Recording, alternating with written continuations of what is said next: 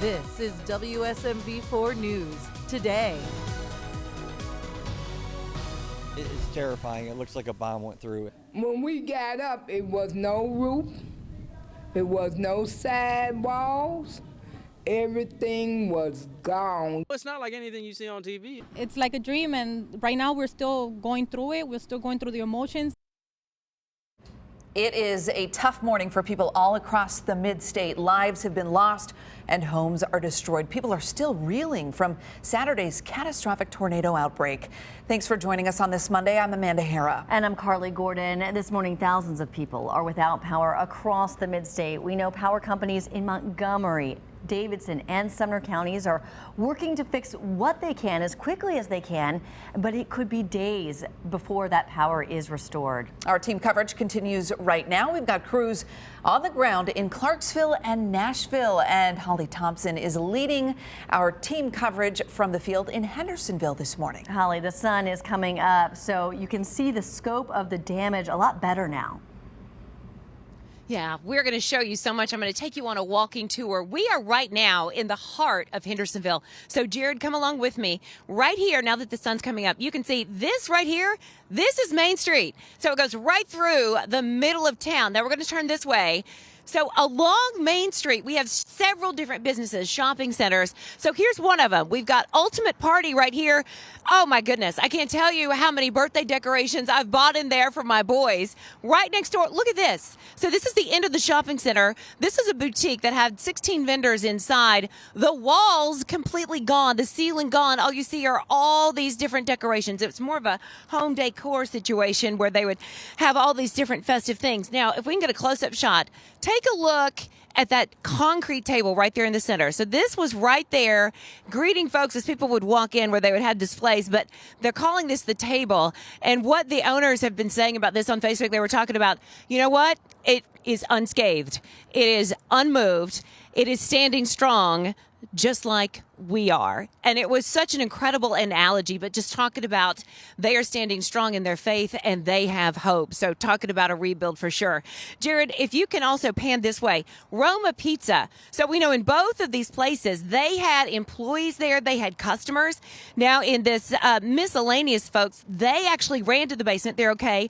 Roma Pizza, we know those employees rushed into a cooler, and within 2 minutes, they say when they opened the door, everything was gone and destroyed. So that's what we're talking about. And then if you pan to the farther left, you can see there's actually, if you keep going, the Movement Church. They say it was destroyed inside as well.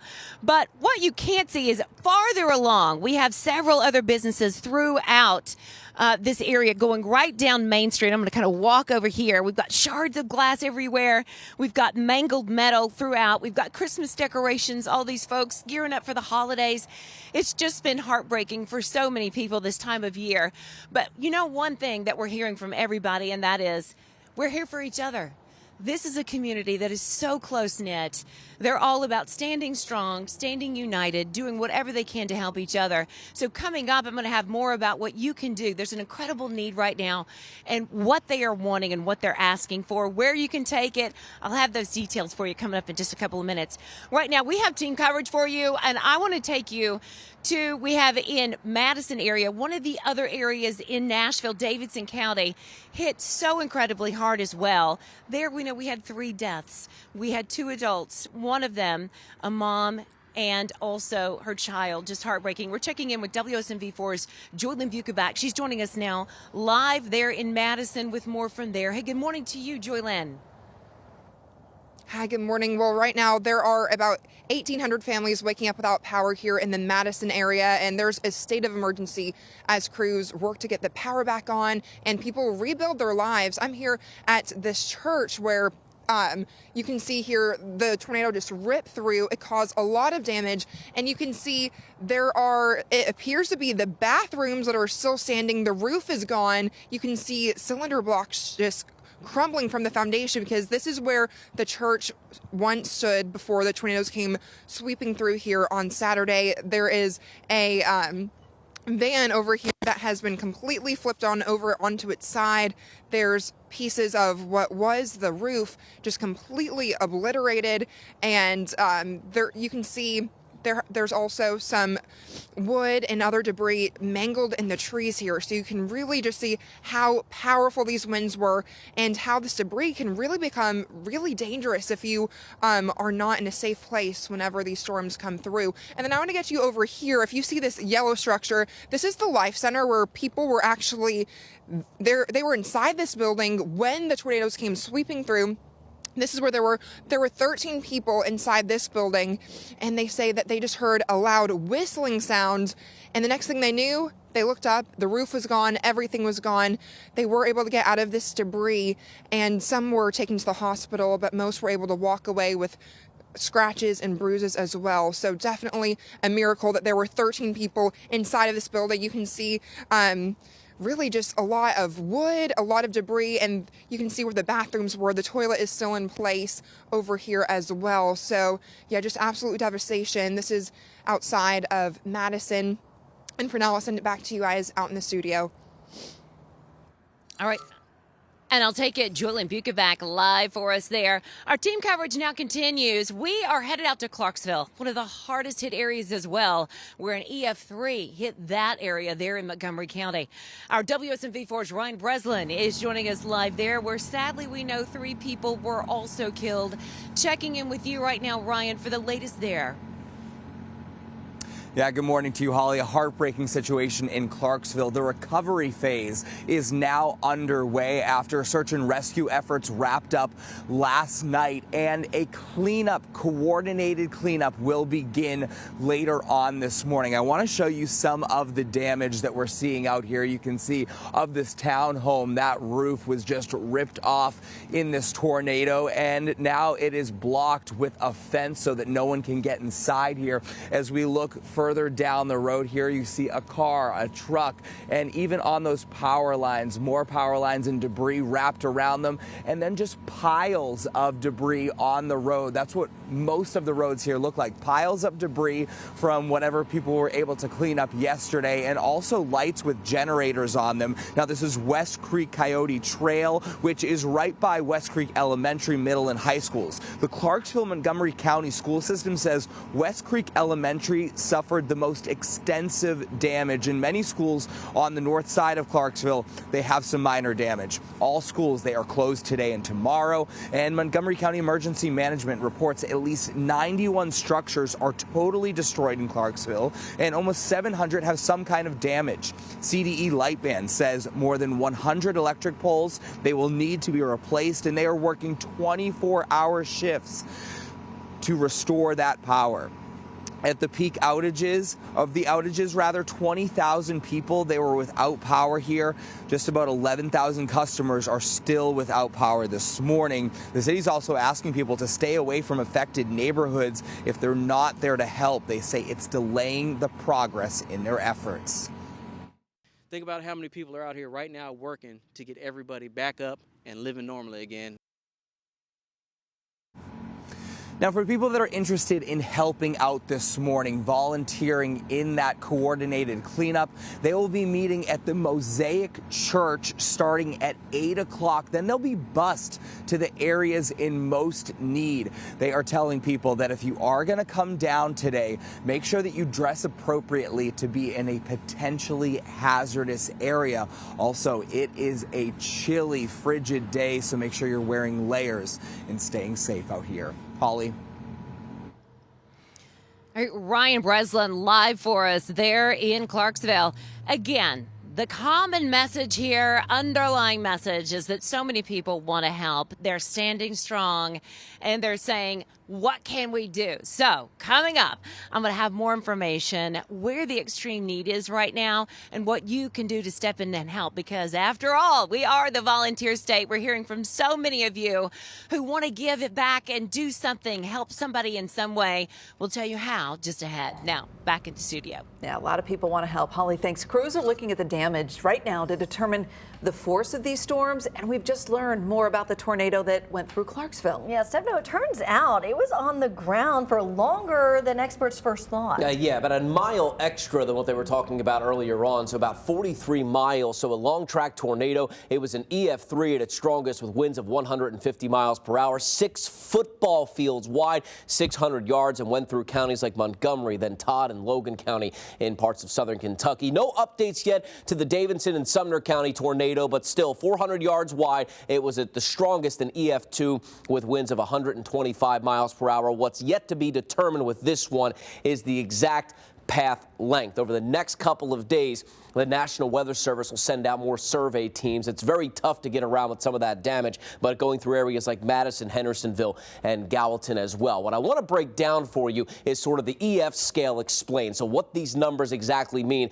and the damage that we see and what the National Weather Service is looking at to rate these tornadoes and their wind speed. So EF0 damage, you're mostly seeing very minor damage. There's some power outages, large branches are broken, some shingles are peeled off as well, and there might be some damage to some gutters. When you get up to EF1 damage, you start to see more significant damage to rooftops, broken windows, power poles can be toppled or snapped, and small trees tend to be uprooted. Now that EF2 tornado that we saw through Davidson and Sumner County, this is sort of the damage that we saw. You're looking for things like roofs that are ripped away, cars can be flipped over, larger trees tend to be uprooted, and most power poles are knocked over. The EF3 tornado that was just rated in Clarksville and then going through Montgomery County, Todd and Logan counties, you're talking at entire floors destroyed, and we've certainly seen that in some of the images. Vehicles that have been displaced, bark can be ripped from trees, and then most standing objects are toppled over. Once you get up to EF4 and EF5 damage, you're talking even worse structural damage. Luckily, things did not get that bad here in the mid-state, but still very devastating situation that we saw. We'll have more updates to come as the week goes along. Alexandria. All right, into the roads we go. Let's talk about what we are seeing right now. This crash along I-40 westbound. This is heading inbound, impacting you traveling in maybe from Donaldson or Hermitage. We'll show you a live perspective here. This is still ongoing. It is pushed off the right shoulder, so good news there. It looks like it's not really impacting our roadways heading inbound. Elm Hill Pike, we have a crash here. This one near Dabbs Drive. You are seeing slowing caused along Elm Hill Pike. An overall view, though, of what's going on when it comes to our crashes. Not a lot of crashes, which is some good news, but those icons that you're seeing there, that caution signs, those are road closures caused by some of those deadly storms that passed through our weekend. We'll break those down in the next few minutes, ladies. A group of worshipers was trapped inside a building next to their church when a tornado flattened their house of worship. Now all that's left standing is the pulpit and an American flag. This morning, we're hearing from people who were inside when those walls came crumbling down. We're on top of breaking news in Nashville right now. A man is dead after a shooting that happened on Thompson Lane. Police are investigating at the Covenant Crossing apartments. We do know at this hour that a suspect is not in custody. We are working with police to try to get more information. We'll keep you updated as the story develops. And there's more breaking news. This is on Pleasant View on I-24. At least one person has died in a crash. This is according to our partners at Smoky Barn News. The crash was right near Highway 49. We've reached out to THP for more information on that breaking situation, and we will let you know what we find out there as well. Oh my gosh!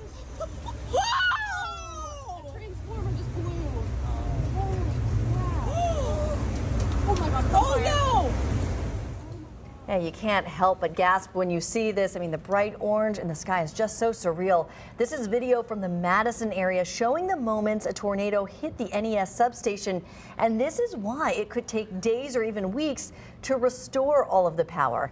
And then daylight shows just how bad the damage is there at the NES substation. The company says the control building and interior structure were damaged. NES says their crews are working around the clock to repair the substation and to restore power to their customers. Well, not far from Madison, a church was actually having a banquet when the tornado touched down. 13 members were inside of a building right next to the church, and you can see from the video here, both of those structures are destroyed. People were actually trapped inside the Life Center before getting help. We spoke to a woman who was trapped inside when the tornado hit.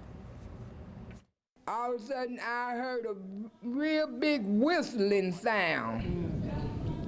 And I said, oh my God, and we started praying. When we got up, it was no roof, it was no side walls, Everything was gone. All right, the good news here, though, everybody made it out safely. Some did have to go to the hospital, but most members escaped with just minor injuries like bruises and cuts. Well, this morning we're learning that dozens of homes are now unlivable in the Hendersonville area, and the city is under a state of emergency this morning. Holly Thompson is live there. Holly, Hendersonville is your home. I know seeing the damage there has to be so emotional for you, and we know the mayor says that several of these homes are going to have to be demolished. I know, I tell you, when you see it in person, it just breaks your heart. My goodness, we know 40 homes are unlivable. They just released that information last night. I was talking to Mayor Clary last night about that. Also, we know anywhere from 20 to 50 businesses. And it's hard to know the exact number because many of these shops are under one roof. They're in shopping centers like this one. This is miscellaneous. So we were just up there. What I wanted Jared to show you was Main Street's that way. You pan this way and you can see just the devastation. The wall's completely gone. The roof's gone. The mangled mess. You even see a Christmas tree. Do you see that, Jared? If we can zoom in there. We've got so many Christmas ornaments, everybody trying to get into the festive mood. And here's the thing, they are in need of help right now. And so part of that is you can help by giving to United Way of Sumner County. They're working with the Chamber of Commerce right now, all kinds of items, work gloves, hammers, flashlights, trash bags, you name it. And just head on down to the streets of Indian Lake there, Suite D160. That's where they are accepting all these things. If we pan around this way, folks, you can see Roma Pizza and Pasta. We've got the Movement Church. Earlier, we were talking about Jolly Ollie's, which is on down. Ace Hardware. There was a little China buffet place. We would eat there all the time. I mean, there's so many wonderful places around here. And folks are just hurting. But here's the thing. What they continue to say, and this has been my ongoing message because I hear it from everybody. We love one another, and we are standing strong, we are standing united, and we are helping one another. So again, if you would like to volunteer, there's a great way that you can contribute. And again, get in touch, head on down to the streets. There's a place where you can donate today. All right, for now, I'm going to send it back to you in the studio, live from the heart of Hendersonville. Back to you. All right, Holly, thanks. And tons of ways in the WSMV4 News app to help as well. Let's talk about the forecast this morning. You saw the car behind her had frost all over the windshield. Yeah. It is cold this morning. You could also see her breath as she was speaking. And so that's just going to mean everybody's going to want to bundle up today and throughout the week. The next couple of days, too. I mean, we'll be near, if not below freezing pretty much every morning going through this week. So today we're in the 20s headed out the door early on this morning. So really need to make sure you're bundled up. And the afternoon's going to stay chilly. At least the wind won't be gusty, only up to about maybe 5 miles per hour. We'll have the sunshine, but the temperature, that stalls out in the 40s. And then quickly this evening, we'll be back in the 30s, eventually falling into the 20s overnight tonight. So here's what to wear stepping outside. The cold weather gear necessary: jacket, long pants, hats and gloves for kids at the bus stop. The umbrella not necessary. Our weather pattern stays calm for the rest of this week. There's no major problems for the morning commute other than that frost, and it's a cold start at the bus stop, but like we said, no major issues. If you have shopping to get done today, a mostly sunny sky. If the kids have practice after school, make sure they maybe have some of that cold weather gear once again, because it will stay rather chilly. Lunch hour today, 30s and near, if not into the 40s. We'll stay in the 40s the rest of our afternoon under plenty of sunshine. The sky stays clear tonight. The temperature drops a little bit more down to the 20s, and some spots may be near freezing, but either way, we should wake up to a little more frost tomorrow morning. In the afternoon, a little bit better of a temperature bump. We are back in the 50s across the mid-state. The sensible weather that is the next chance for rain here is not really coming anytime soon, so we'll stay dry all the way through the week. We'll talk about an isolated shower for the weekend, but it looks like the bulk of the rainfall will stay well to our south. Daytime highs should be consistently mild over the next couple of days. We'll stay in the 50s, which is slightly above the average, coming in around the lower and mid 50s. But the overnight lows, those will stay chilly. Let's call it cold. We'll be around freezing pretty much all week long. It'll get a little bit better by the weekend, but your first alert 7-day is quiet. Eventually we'll see some clouds mix in, especially come about Wednesday. Mix of clouds and sun Thursday and Friday. I would expect more cloud cover to build in through the weekend, but I'm not seeing anything to wash out the weekend. More importantly, I'm not seeing any severe weather, Alexandria. All right, that is some good news. We have dry roads, but there are several road closures happening right now. Let's take you up here to Logan County up here in Kentucky.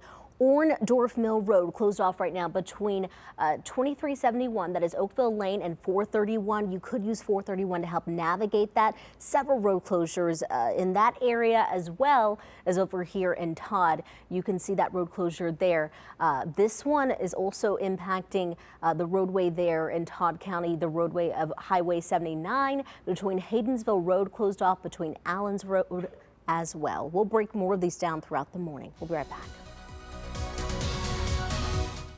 If you want to help with the cleanup effort in Clarksville, you're going to need to go straight to Mosaic Church. That's the meetup spot, the central meetup spot. It's on Garrettsburg Road. We know there's been a lot of damage in that particular area.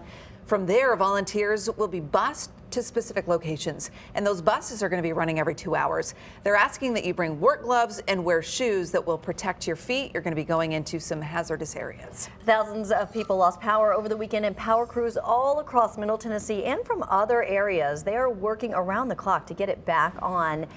This is the NES map right now. Outages have been dropping all morning. Right now, there are just over 6,400 customers that are still without power. Alexandria? All right, Franklin, I want you to listen up and look at this one. We do have a crash right now causing lots of slowing along the interstate here along 65. This is near Cool Springs Boulevard. Before you reach Moore's Lane, we have a crash blocking several of those right lanes. Franklin Road, probably the better option at this point. Hendersonville, I know it says 19 minutes to get onto 65 into downtown, but it's going to take a little bit to probably get there depending on where you're coming from. Stefano, I want you to tell people about the weather today. And it's cold this morning. It'll be pretty consistently cold as we go through the next couple of mornings as well. So that's really our big weather headline, I think, over the next couple of days. But the weather pattern itself is going to stay nice and calm. So your first alert, 7 days looking good. We're in the 40s today, 50s the rest of the week. Occasionally clouds will mix in about midweek, but sunshine looks like it's a pretty good bet, and then a pretty quiet weekend. You can track it all on the weather app. Yep, and if you're looking for ways to help or volunteer, you can find it in the app as well. Have a great day.